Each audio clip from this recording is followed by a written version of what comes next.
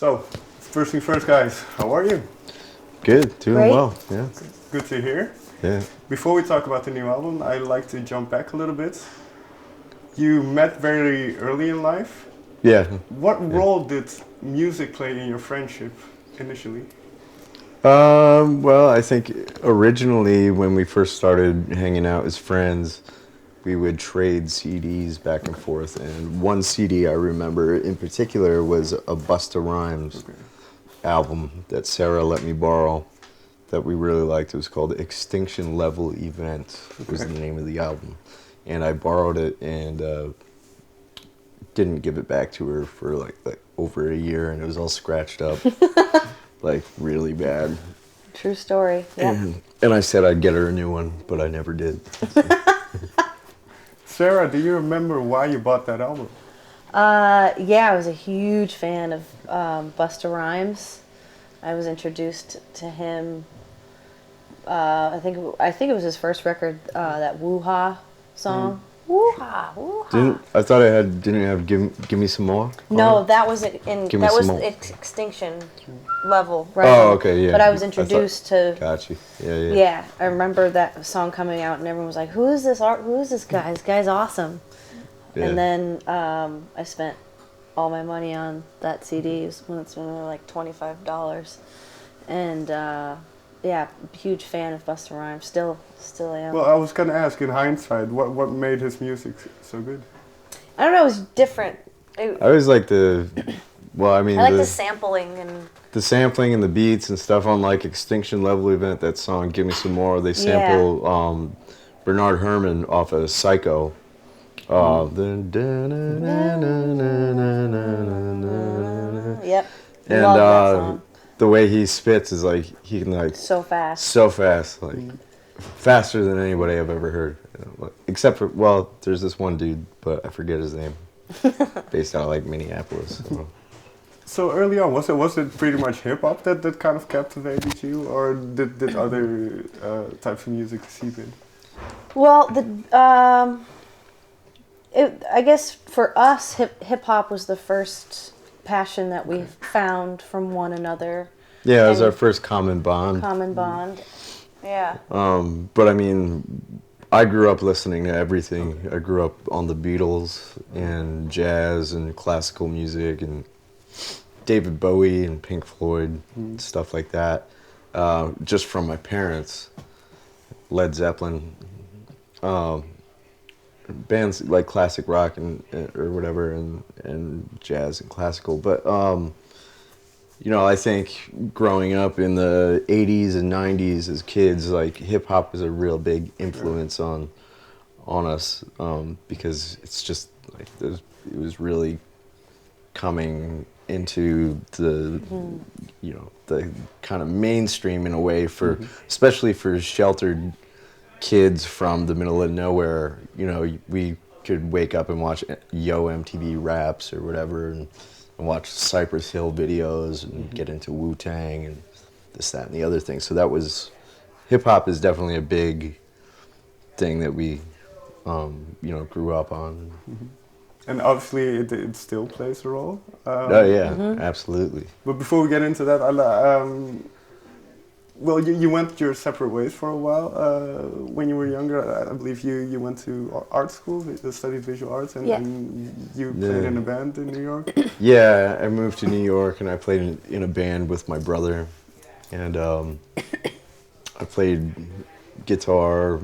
And drums and just and keys and just kind of switched up.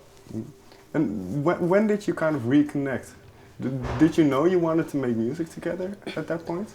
We reconnected after Josh moved back upstate after his band ended with his brother, and he had a bunch of instrumentals and beats and things that he was gonna kind of release.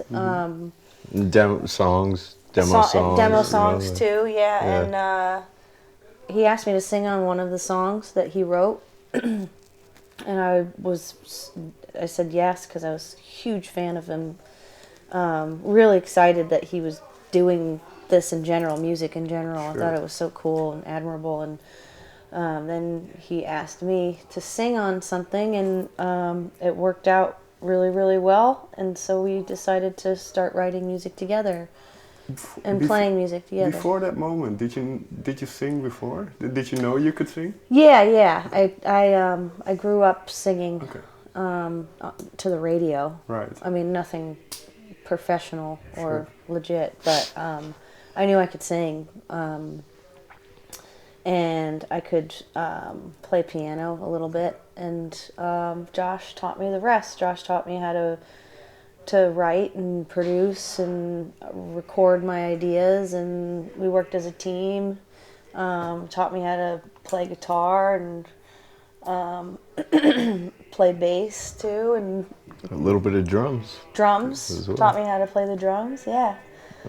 And so that's when Phantogram really formed. Sure. Yeah. Where was the ambition at this point? Well,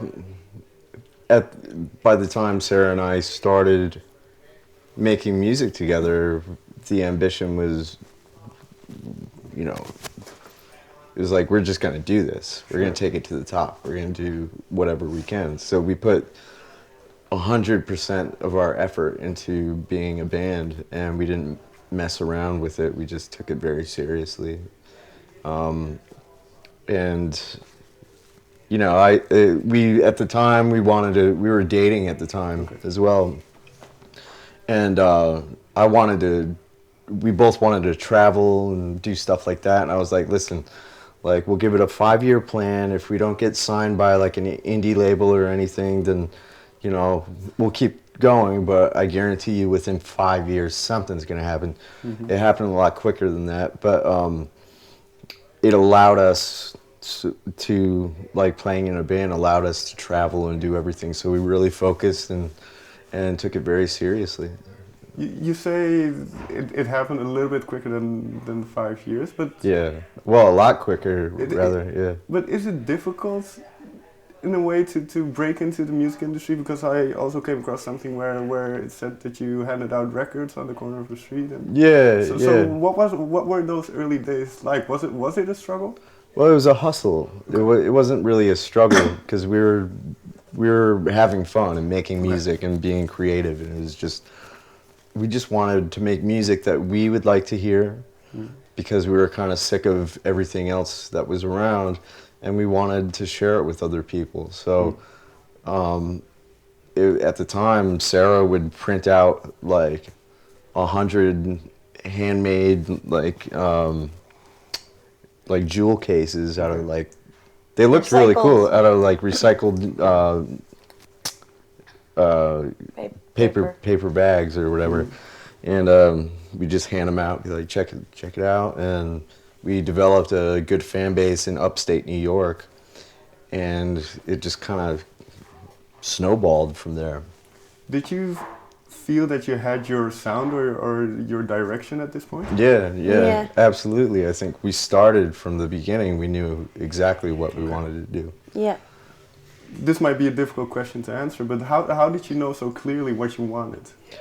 I think because before Sarah started singing and writing with me, I knew exactly what I wanted to do. And then we started hanging out a lot, and she was totally into that vibe, and we shared a lot of similar taste in music and style and everything. And I think that's how, you know, we had a very equal vision.